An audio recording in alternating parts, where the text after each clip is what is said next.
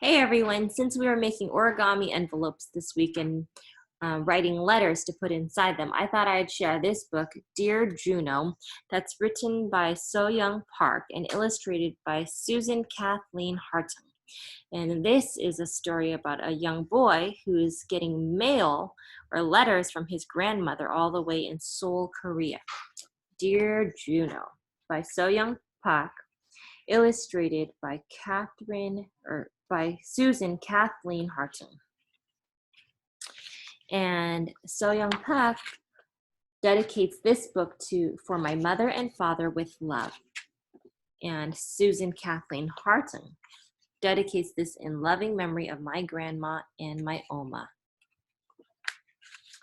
Juno watched the red and white blinking lights watched as the red and white blinking lights soared across the night sky like shooting stars and waited as they disappeared into faraway places. Juno wondered where they came from. He wondered where they were going.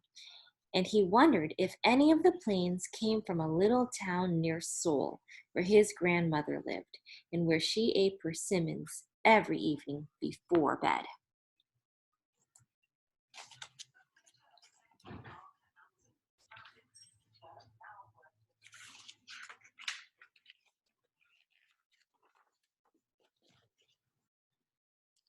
Juno looked at the letter that came that day. It was long and white and smudged.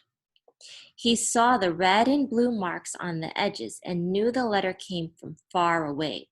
His name and address were neatly printed on the front, so he knew the letter was for him.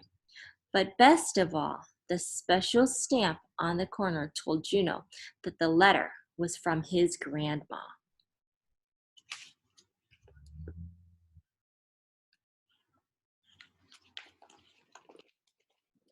Through the window, Juno could see his parents. He saw bubbles growing in the sink. He saw dirty dishes waiting to be washed. He knew he would have to wait for the cleaning to be done before his parents could read the letter to him.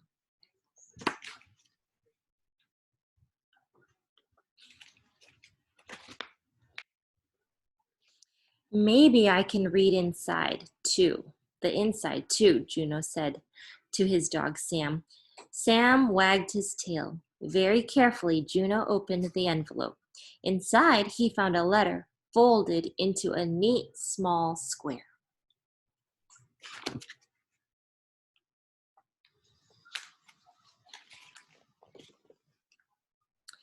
He unfolded it. Tucked inside were a picture and a dried flower. Juno looked at the letters and words he couldn't understand. He pulled out the photograph. It was a picture of his grandmother holding a cat. He pulled out the red and yellow flower. It felt light and gentle, like a dried leaf.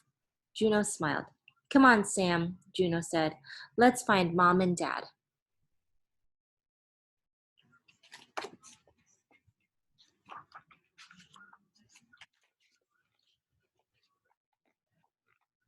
Grandma has a new cat, Juno said, as he handed the letter to his mother.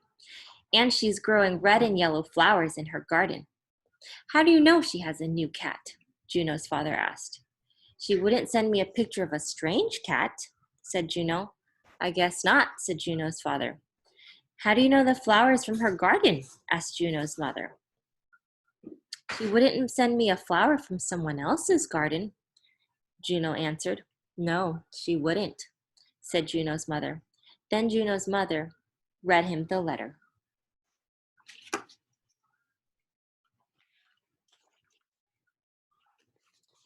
Dear Juno, how are you? I have a new cat to keep me company. I named him Juno after you. He can't help me weed, but the rabbits no longer come to eat my flowers, Grandma. Just like you read it yourself, Juno's father said. I did read it, Juno said. Yes, you did, said his mother.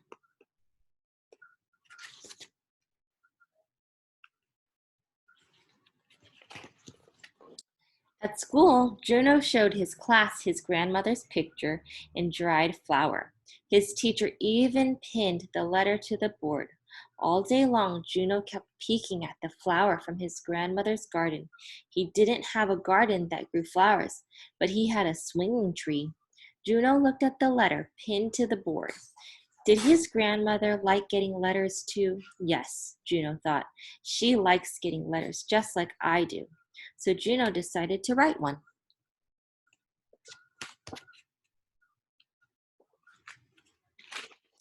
After school, Juno ran to his backyard. He picked a leaf from the swinging tree, the biggest leaf he could find.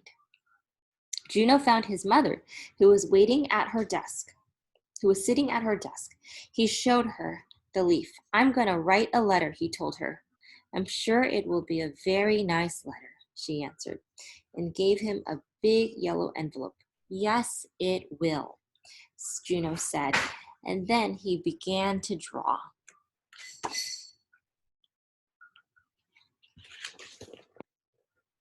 First, he drew a picture of his mom and dad standing outside the house. Second, he drew a big picture of Sam playing underneath his big swinging tree.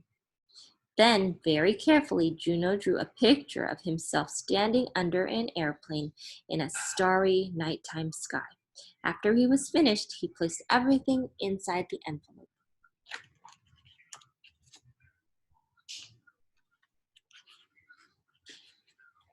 Here's my letter, Juno announced proudly. You can read it if you want.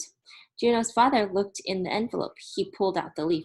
Only a big swinging tree could grow a leaf this big, he said. Juno's mother pulled out one of the drawings. What a fine picture, she said. It takes a good artist to say so much with a drawing. Juno's father patted Juno on the head. It's just like a real letter, he said. It is a real letter, Juno said. It certainly is, said his mother. Then they mailed the envelope and waited.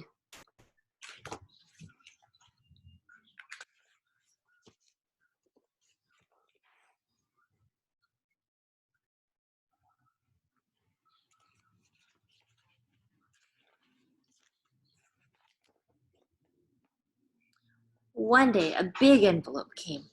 It was from Juno's grandmother. This time, Juno didn't wait at all. He opened the envelope right away. Inside, Juno found a box of colored pencils. He knew she wanted another letter. Next, he pulled out a picture of his grandmother. He noticed she was sitting with a cat and 2 kittens. He thought for a moment and laughed. Now his grandmother would have to find a new name for her cat. In Korea, Juno was a boy's name, not a girl's. He pulled out a small toy plane. Juno smiled. His grandmother was coming to visit.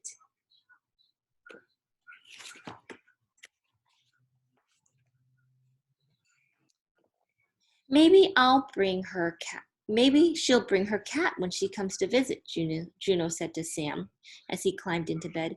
Maybe you two will be friends. Soon Juno was fast asleep, and when he dreamed that night, he dreamed about a faraway place, a village just outside of Seoul, where his grandmother, whose gray hair sat on top of her head like a powdered donut, was sipping her morning tea. The cool air feels crisp against her cheek, crisp enough to crackle. He dreams like the golden leaves which cover the persimmon garden.